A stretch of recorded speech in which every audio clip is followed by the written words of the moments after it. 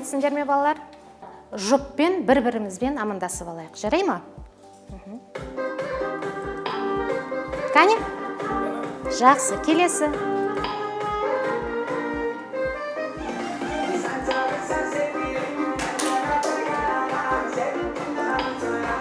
Сәлем.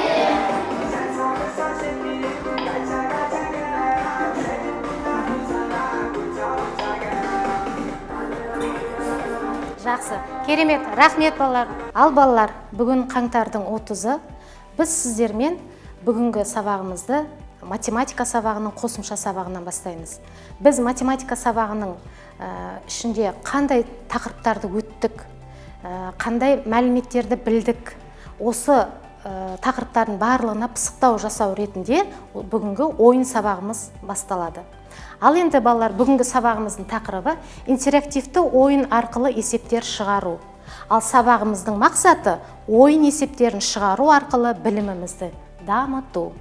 Ал балалар, бүгінгі сабағымызда біз бірнеше сайттар арқылы ойын сабақтарын жүргіземіз. Яғни ол сайттармен танысамыз, ішіндегі тапсырмаларын орындаймыз.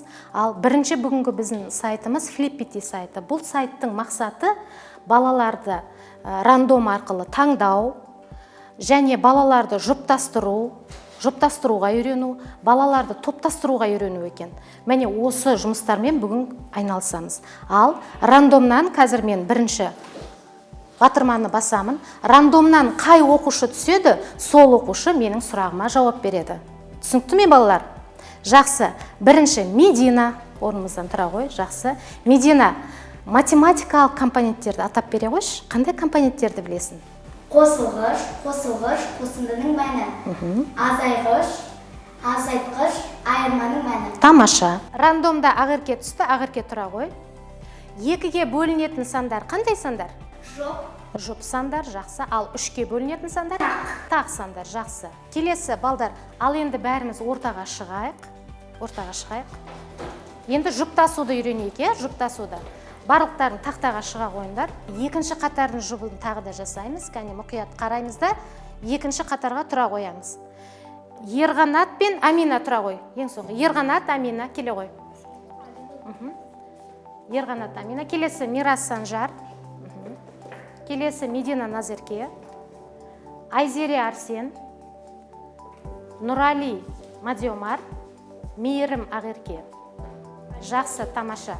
Ал енді балдар, енді біз 3 топқа бөлінеміз. Қазір тобымызды көріп, әр оқушы өз тобына отырады, я? Бірінші топ, екінші топ және үшінші топ.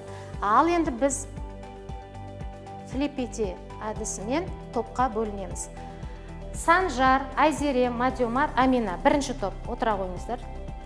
Бірінші топ, отыра қойыңыздар. Келесі Ерғанат, Медина, Арсен, Мейірім. Екінші топқа отыра қоямыз. Келесі Мирас, Назерке, Нұрали, Ақерке. Үшінші топқа отыра қоямыз.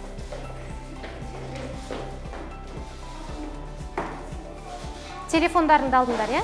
Ал балдар, көбейту кестесімен миды жаттықтыруды бастаймыз. Әр топтан жеке-жеке жұмыс болады, балалар, сондықтан әр топтан бір-бір үйден айтып шығайық. Жарай ма? Кәне, есімізге түсірейік. Санжар, бастай қой. 7 көбейту 4, 28. 7 көбейту 5, 35. Тамаша. Келесі Ерғанат. 8 көбейту 4, 48. Жақсы. Медина. 6 көбейту 5, 30. Жақсы. Мейірім. 5 көбейту 8, 40. Жақсы. Балалар, біз көбейту кестесі арқылы миымызды жаттықтырып алдық. Яғни көбейту кестесін есімізге түсірдік. Солай ма? Жақсы. Барлықтарың жақсы жауап бердіңдер. Керемет. Ал балалар, келесі әдісіміз бізде QR-код әдісі. Яғни бұл тапсырмада қазір сендерге мен қағазда тапсырма беремін. Көп бұрыштардың, геометриялық фигуралардың ауданы мен периметрін табу тапсырмасы болады. Және осы тапсырманы орындау барысында біз телефонымыздан QR-кодты ашып, мына жердегі тұрған кодты сканерлеп, яғни сендер сол сканердің ішінен периметр және ауданның формуласын көре аласыңдар.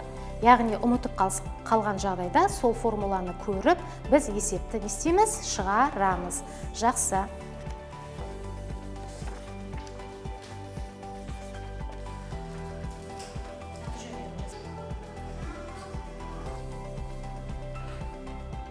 Балалар, осы есепті шығару барысында, егер формула есімізден шыққан жағдайда, біз не істейміз? Көмекке QR кодты пайдаланамыз. Ол үшін ұялы телефондарыңды алып, код сканерлеуді ашып, мынау кодты сканерлеңдер. Сонда сендерге формула шығады. Қане бастаймыз.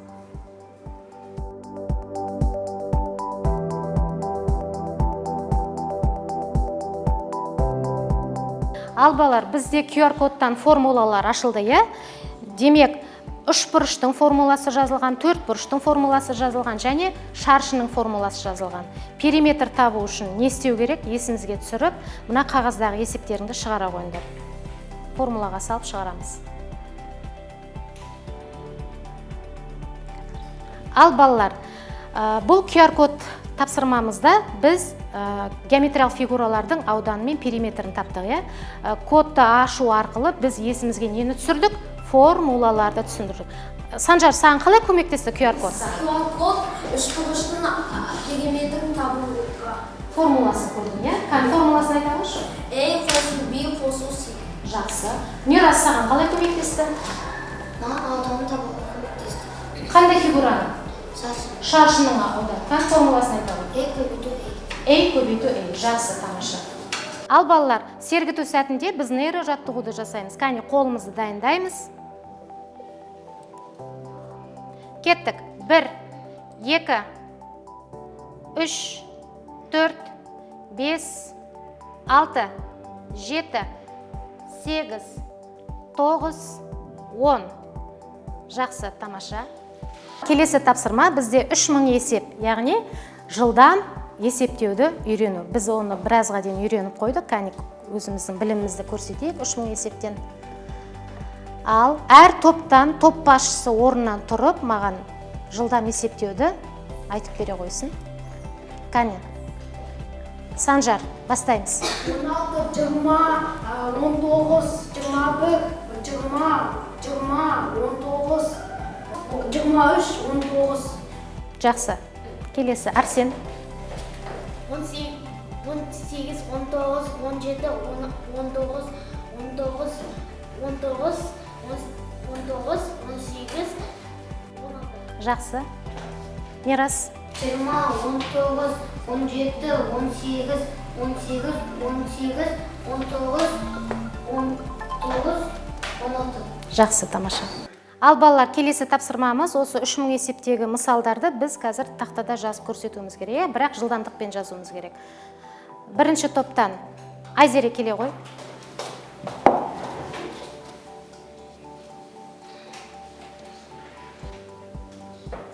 Жақсы. Келесі Ерғанат келе ғой тез. Қаны Ерғанат. 500 қосу. Қанша шықты? Келесі. 500 қосу 100-тен 6. Келесі. 300 қосу 40-тен 340. Келесі. 300 қосу 400-тен 700. Келесі. Жақсы. Балалар, келесі тапсырмамыз бізде Word тапсырмасымен, сайтымен біз қазір тапсырма орындаймыз. Яғни сәйкестендіру. Ал ұялы телефондарында аша қойыңдар. QR код арқылы тапсырмамызды ашамыз.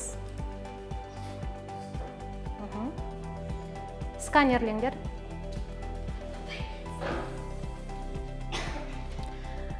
Қандай тапсырма шықты? Демек, біз өрнектердің мәнін сәйкестендіреміз, е? Ал сәйкестендіреміз телефонымызда.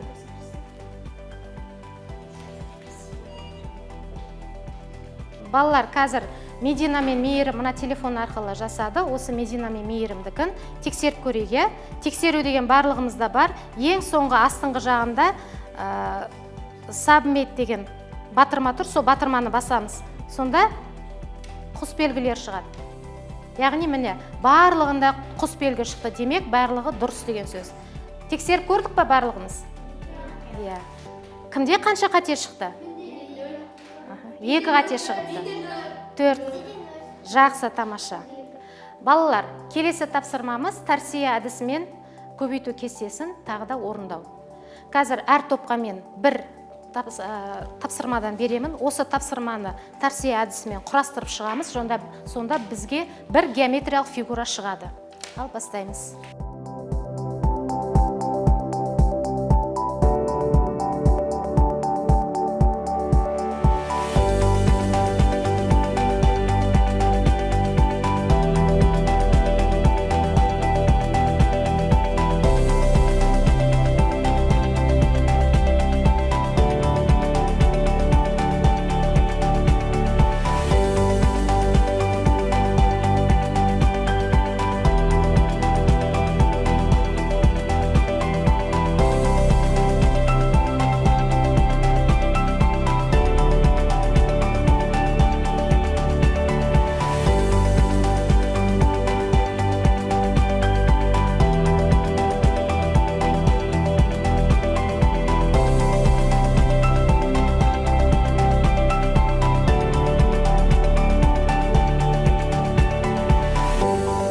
Ал балалар, болған топ 3 шапалақ ұрады. Қай топ болды?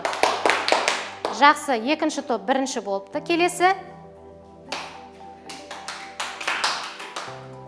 Келесі бірінші топ екінші болыпты. Жақсы. Ал балалар, қандай фигура шықты бізде? Сопақша фигура шықты. Жақсы, жарайсыңдар. Жаңа біз сіздермен бірге торсия әдісін орындадық. Торсия әдісінің бір ерекшелігі топпен жұмыс. Яғни топтағы оқушылар бір-бірімізбен бірігіп тапсырмамызды орындасақ, не байқадық балдар? Егер бір-бірімізді тыңдасақ, бір-бірімізге құлақ түрсек, және бірдей орындайтын болсақ, бұл тапсырманың мақсаты бірігіп тез тапсырманы орындау және бірінші болу. Сонда біздің сыныбымызда қазір бірінші топ болған кім? Қай топ екен? Екінші топ. Қане, қол шапалақтай қойды. Екінші топтың жаңағы бірлескен топ деп атайды екенбіз, ұжымдасқан бірлескен топ деп атайды екенбіз. Жарайсыңдар балалар. Келесі ойынымыз бізде миллион кімге бұйырады.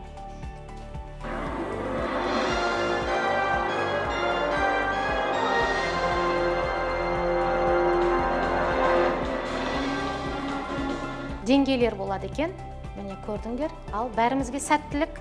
Бір маймыл бір күнде 1 килограмм банан жейді, неше күнде 5 маймыл 20 килограмм бананды жейді? 4. Жақсы, тамаша. Ал балдар, соңғы сұрақ. Тыңдаймыз. Қосындысы 8, көбейтіндісі 16 болатын 2 санды тап. Қосындысы 8, ал көбейтіндісі 16.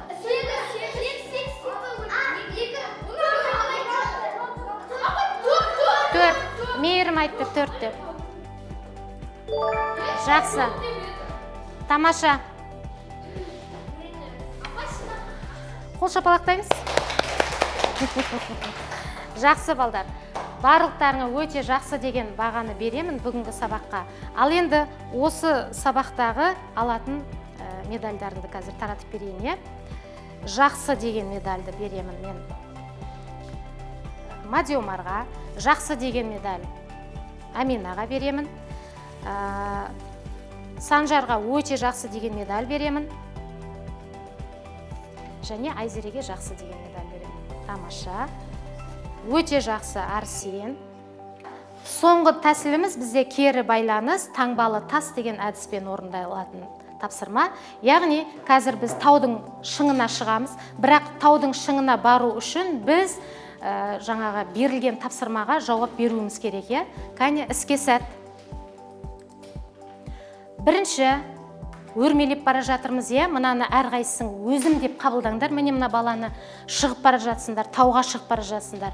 Яғни екі құс берілген, сары құс сіздерге тапсырманы орында дейді, ал сұр құсымыз ары қарай шыға бер дейді. Бірінші сабақтың тақырыбы. Бүгінгі сабақтың тақырыбы қандай болған еді? Есептер шығару. Интерактивті ойындармен есептер шығару. Жақсы. Интерактивті ойындармен. Ал келесі сабақтың мақсаты Санжар айта ғой. Ойын арқылы есептеп білім алу. Білім алу. Жақсы, тамаша. Ойын арқылы есептеп білім аламыз. Келесі тапсырма қандай қиындықтар болды? Шынымен ба? Ешқандай қиындық болған жоқ па? Жарайсыңдар. Тамаша. Келесі шынға шығамыз. Ал қызыл таңбаның сұрағы. Қандай тапсырма ұнады? Кәне, әр тапсырманы. Естеріңе түсіріңдерші? Миллион кімге бұйырады? Сосын. Флиппити. 3000 есеп. Тарсия. Жақсы. Тамаша. Жақсы. Мұны кері байланыс, яғни шынға шығу. Жақсы. Келесі соңғы тапсырма. Математика сабағы не үшін керек?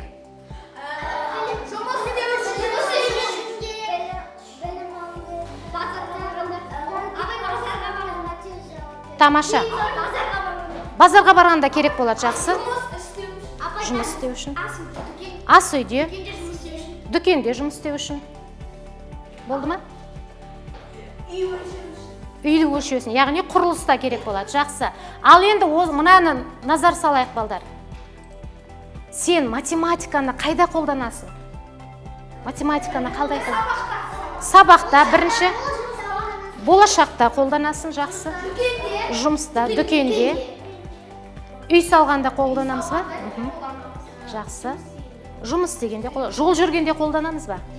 Жол жүргенде қолданамыз. Жақсы, тамаша. Ал шыңымызға шықтық. Кәне, қол шапалақтаймыз.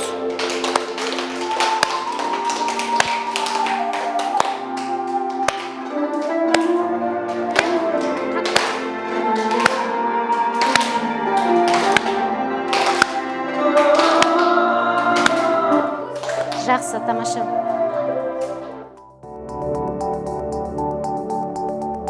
Бұл сабақта менің мақсатым балаларға ойын арқылы есептер шығарып үйрету және білімін дамыту болатын.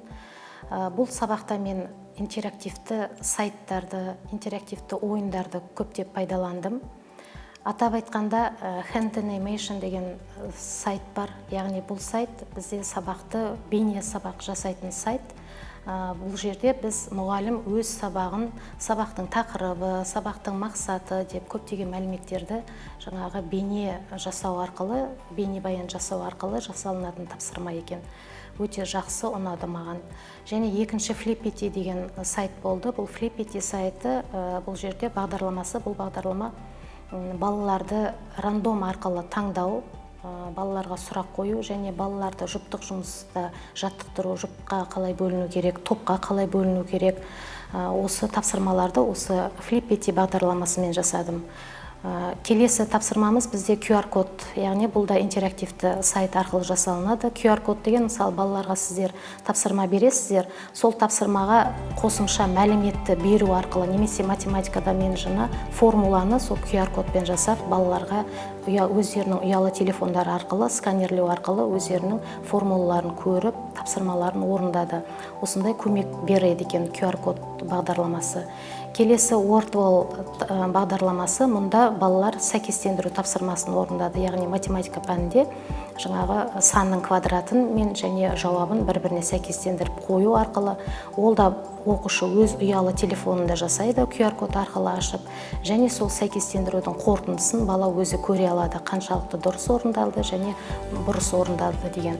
Келесі бізде миллион кімге бұйырады деген әдісті пайдаландым, Тарсия әдісін пайдаландым, нейрожаттығу әдісін пайдаландым және ең соңында кері байланысқа мен таңбалы тас деген әдісті пайдаландым. Бұл әдістердің барлығы қазір бізде Қазақстанда кең таралған, көптеген ұстаздардың барлығы пайдаланады. Мен де пайдаланып көрдім, маған және балаларыма өте қатты ұнады. Пайдаланып көрсеңіздер болады, өте тиімді, жасау жолдары өте оңай. Қазір YouTube каналында өте көп сондай сабақтарды, тегін сабақтарды көріп және жасаймыз. Және мен өзім қазір бренд ұстаз курсына жазылып, сол курстан алған білімдерім болатын, осы 4 бағдарламаны сол бренд ұстаз курсынан пайдаландым. Бүгінгі сабағымның мақсатына жеттім деп ойлаймын. Рахмет.